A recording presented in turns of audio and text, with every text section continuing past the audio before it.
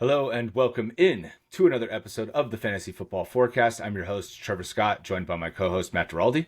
What's going on, guys? And we are here coming at you with a 12-team Superflex mock draft, 3 wide receivers. So we're very excited to get into this one. Matt is going to be drafting from the 3 position, and I'm going to be drafting from the 8 position. We did the swing picks, the turns in our last 12-team mock, and so now we're going to get into a little bit of the strategy towards more of the middle of the draft. All right, and let's get into it. All right, Ooh, McCaffrey, look who I right got. off I the got top. I got Jalen Josh Hurts Allen. giving you a nice difficult decision here. Yeah, I'm gonna just smash Josh Allen and shut up about it. I know you have Mahomes as your second quarterback, but yeah, I think the consensus is Josh Allen. So to see him at 3 had to be a welcome surprise for you there. And so then, the top 4 quarterbacks go off. CeeDee Lamb and Tyreek Hill go off. So I'm pretty glad I chose the 8th pick because I think this is going to be one of the most difficult places to draft from in Superflex, right? Because you either go with Stroud and you lock in your quarterback, or you get wide-eyed and take one of these receivers that you wouldn't otherwise necessarily be able to get at 8. But for me, I love CJ Stroud. I think it's really important to get a top 5 quarterback this year. That's just my opinion on it. I think Stroud is uniquely positioned to be very consistent, have very high upside, and I know some people have Richardson ahead of him, but in Superflex, I think the safety and the reduced injury concerns push him up above Richardson for me. So I'm going to go with CJ Stroud. All right, nice. A lot of receivers off the board. So all of the receivers that I would have considered went off. Jefferson, St. Brown, Chase, and AJ Brown. Nope, I lied. Garrett Wilson is still there. I was going to say all of them were gone, but now I'm very glad that I went with the quarterback because I'm going to be able to, I still have Garrett Wilson. I still have Saquon Barkley as options here that I have, kind of both in tier 2. So and obviously I could go with Dak Prescott. He's my 7th ranked quarterback. So that is also very good value here in the middle of the second round. But for the purposes of this mock, I'm going to go with a receiver and lock up Garrett Wilson. And Dak goes with the next pick. Nice. Ooh, I thought Bijan was gonna make his way back to me. So I've got Saquon on the Very board, close. Marvin Harrison, Jonathan Taylor. Um, I'm gonna take Marvin Harrison here because it is 3 wide receiver, and I'm gonna hope that one of JT and Saquon makes it back to me because I have those guys very close. Kyler is very tempting, just lock in 2 great quarterbacks, but I do have Josh Allen to anchor that team, and I want someone who can be a top 10 receiver in Harrison. Oh, Oh, man. and Nice. look at that, I And got Saquon made it Saquon back to you. Barkley. Okay, I like this build to start. Yeah, I feel like that was a very lucky pick for Barkley to get back to you in this mock. If that happens in your guys' real leagues, definitely capitalize on that because Saquon in the 3rd round, even in a super flex league, I think is a very good value. You definitely want to be trying to get in on him there. A couple other picks that went: Kelsey, Love, Kyron, Drake London. I do regret not getting Kyron. That would have been nice to be able to kind of secure my first running back there. But with this pick, I think I got very fortunate that Chris Olave fell to me. I have him ranked very highly. I have him as wide receiver 9 right now, and so I'm going to capitalize on the fact that he fell to me. And again, 3 wide receivers, so I could be looking at a quarterback here, but I think that he's kind of in a class of his own in terms of the position players that are still available. Yeah, go Buckeyes, right? Yeah, exactly. I got the teammates. Just missing Marv. Okay, so three running backs went there: Henry, Etienne, Jacobs.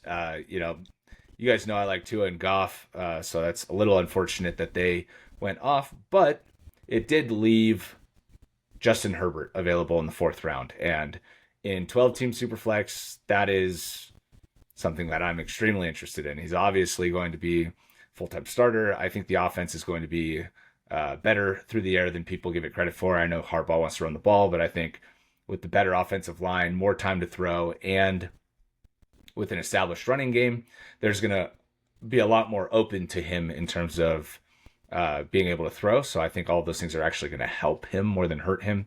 The volume might not be there, but I'm going to take Justin Herbert here.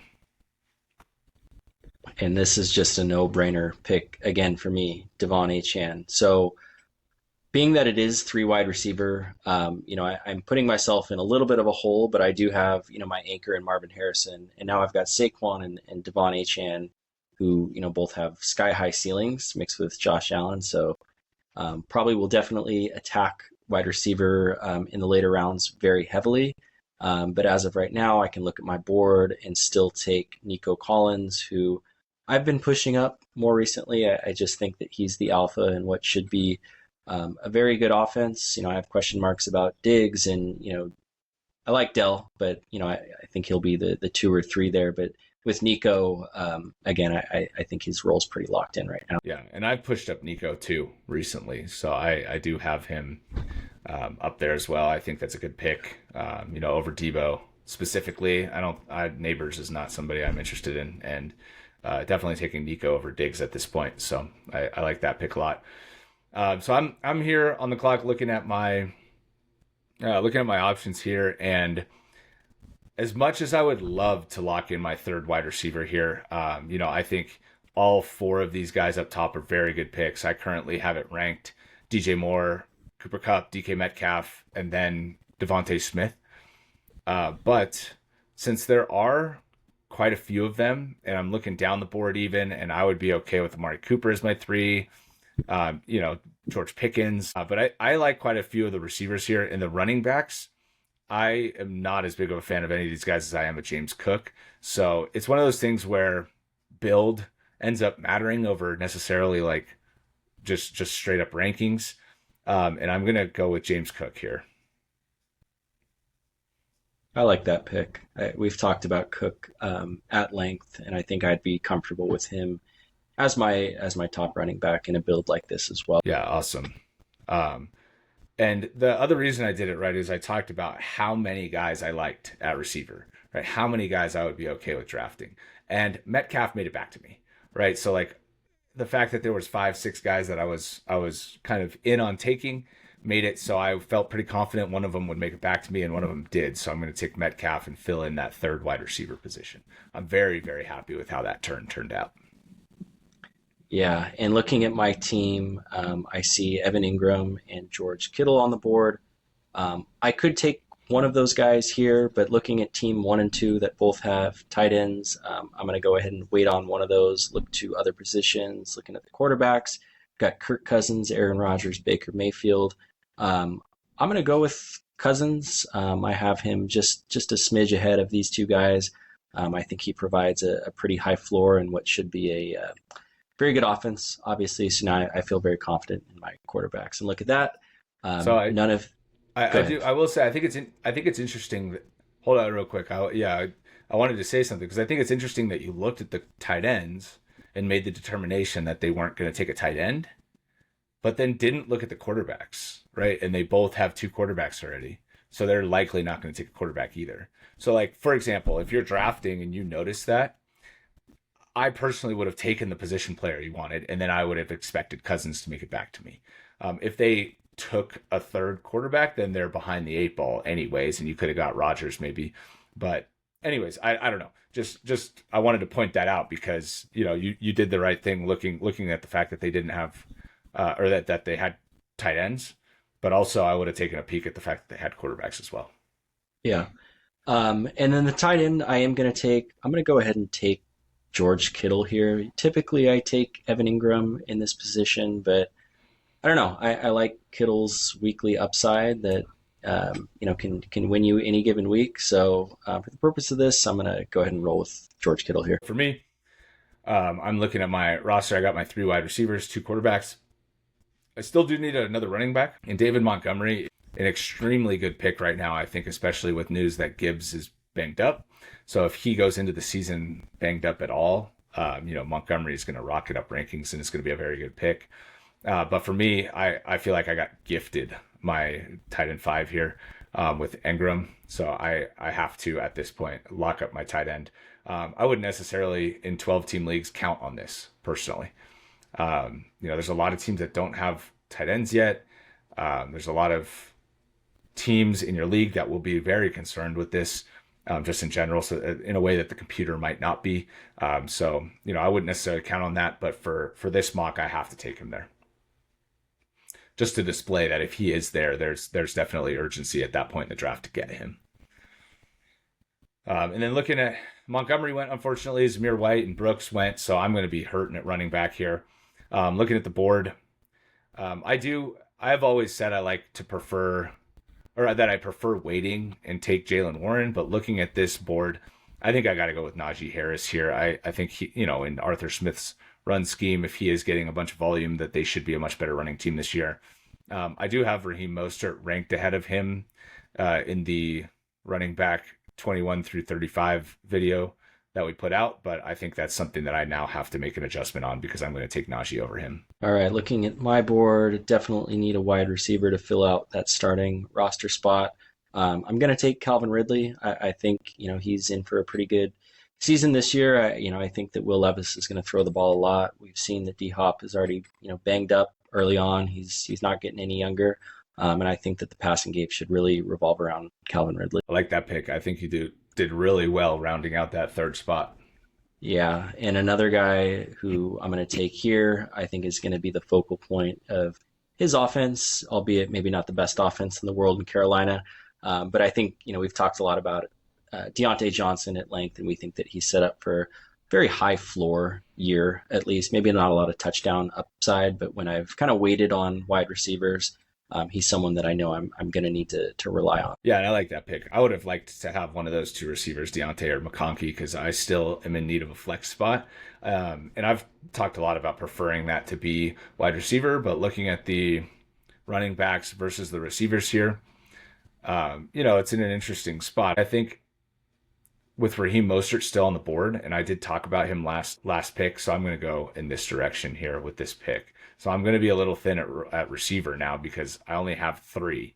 And if I'm going to be looking to start one at flex, I got to make sure I hit on, some of these receivers coming up here. So DeAndre Hopkins, I'm not sure why they haven't moved him down more than this because he is hurt. He's got that 4 to 6 week injury. I expect him to miss the beginning of the year. So I think Hopkins should be way down compared to this.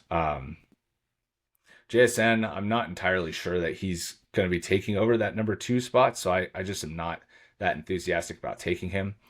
So I'm going to swing for the fences here. I know Watson has his share of downside with injuries and stuff, but he's worked on it a lot this offseason, and I'm going to take a swing on that Packers offense. Unfortunately, missed out on Jaden Reed, but looking at the draft, I'm getting Watson 3 rounds later, so I think that that's a fair price for him. Touchdown machine. See if he can stay healthy this year. So my team is filled out in terms of roster spots. I've got the 4 wide receivers, 2 running backs, 2 quarterbacks, and 1 tight end. So at this point, I'm going to look at the receiver board. I've got Jameson Williams, who hopefully is in line for a breakout year. Tyler Lockett getting older, Cortland Sutton, I don't know, Brian Thomas Jr. That's interesting, but I'm going to stick with Jameson Williams. I was pretty high on him when he came into the league. Give him one more chance because if it hits, it can hit in a big way. While I still have kind of some floor guys that I can start ahead of him and be patient of what that breakout might be. Oh man, I wanted Brian Thomas Jr. for another upside guy. Okay, so running back. You and your rookies, man. I know. Can't help it. I know. Running back, I'm looking at Zeke, Trey Benson, The other Trace thing, Brown. while you're Go ahead. making your decision here, I think it's a good time to highlight in 12 team leagues, you can see how much faster this thins out. These picks, in terms of when you mock, if you're in a 12 team league and you get down into this area, this is where you need to be doing some of your studying too. Make sure that you spend some time looking into these guys down here because you're still looking at 3 rounds possibly of players. And, there's a lot of guys down here that could all possibly be the same, that could all hit, that might not hit. So, my personal recommendation to you on these players is make sure that you at least spend a little bit time figuring out who you would want down here.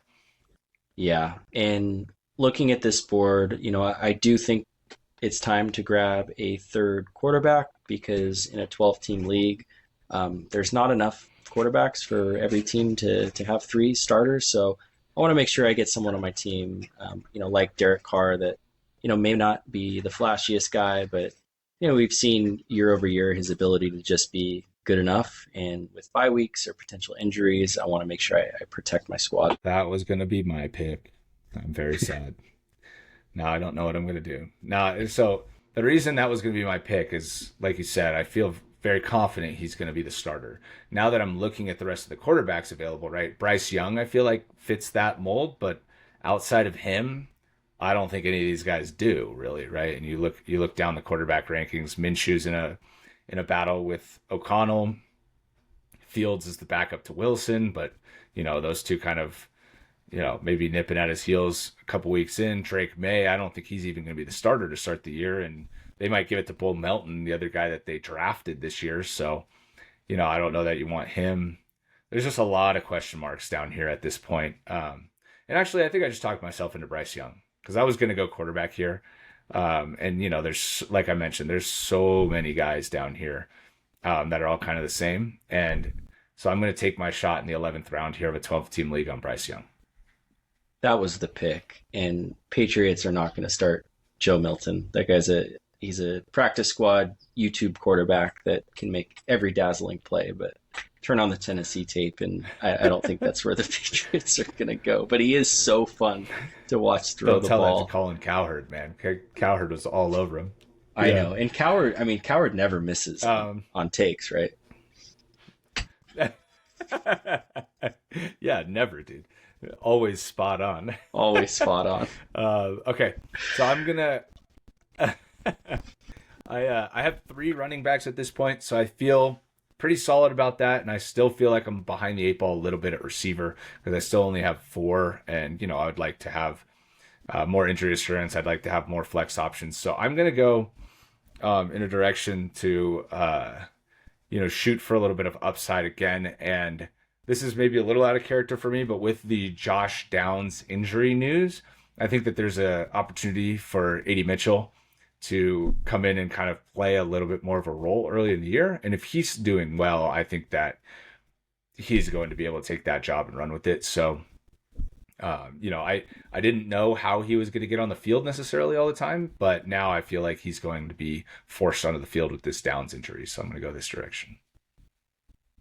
Yeah, I like that pick. Talented young player. If he seizes the opportunity, then sky's the limit for him. Looking at my team, I only have 2 running backs, so I definitely need to attack that position, preferably with 2 out of the last 4 picks. So looking at that, I've got Charbonnet, who's a handcuff, Kendre Miller. I'm going to go Chuba Hubbard here because we know that Jonathan Brooks is not going to start the year. We're not 100% sure when he's going to come back and how healthy he will be.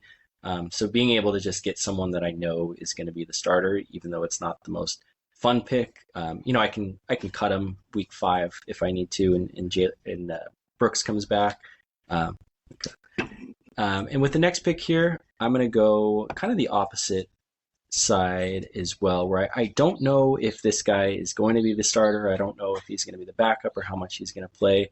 But we've gotten some decent reports from Rico Dowdle in Dallas, and should he jump up and take over that role to get him in the 13th round of this draft, I think it's going to be a steal. Yeah, I've been on Rico Dowdle all off season. And look at that. I just got a beer delivered right to me. So this is the perfect time to the spirit of drafting. All right.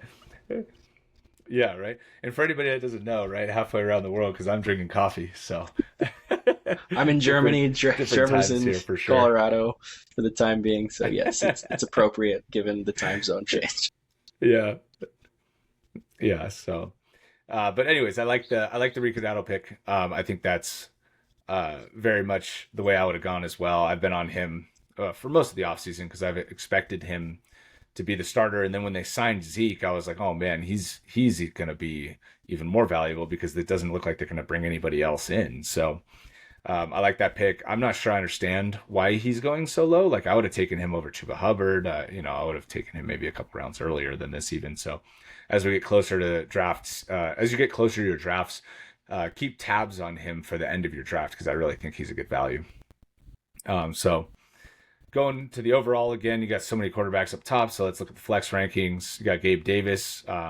We got interesting news on Gabe Davis, actually. He was the one playing in 2 wide receiver sets with Brian Thomas Jr., and Christian Kirk was off the field. So I think that's an interesting development because if he's going to be on the field all the time, we saw what he was doing with Josh Allen. So, he's downgrading at quarterback, but maybe the scheme is a little better for him, or maybe they feed him the ball a little more consistently because, he's one of those guys that goes 20 points and 0 points and then 20 points and 0 points. So, if his role is more consistent in Jacksonville, he could still have some value. So I don't know that I'm gonna go back to the well there, but what I'm gonna do too, because I need a running back, and I did just want to highlight Gabe Davis because I don't think I'm gonna get him. I'm gonna go with J.K. Dobbins. I think if he's healthy, I could see him working into a pretty significant role here. He was ahead of Gus Edwards on the Ravens. He's still young, and so if health permitting, he gets the work. He could be a very valuable pick in this Chargers offense. Ben Sennett getting pushed up the board. Yeah, he's rookie tight end for Washington. Hey, he could have some value. Yeah, he's rookie good connection. You never know. Yeah. Yeah, you never know. So for this draft, right, we don't have our kicker in defense in the draft. And so we're just filling out bench with all these players. If you have early drafts, I personally would suggest continuing to take shots on either handcuffs, if your top players' handcuffs are still available, filling out your bench with that instead of picking a kicker in defense, or just continuing to take shots on guys you like. Because from now until the beginning of the season, we still got 3 weeks. Injuries happen all the time.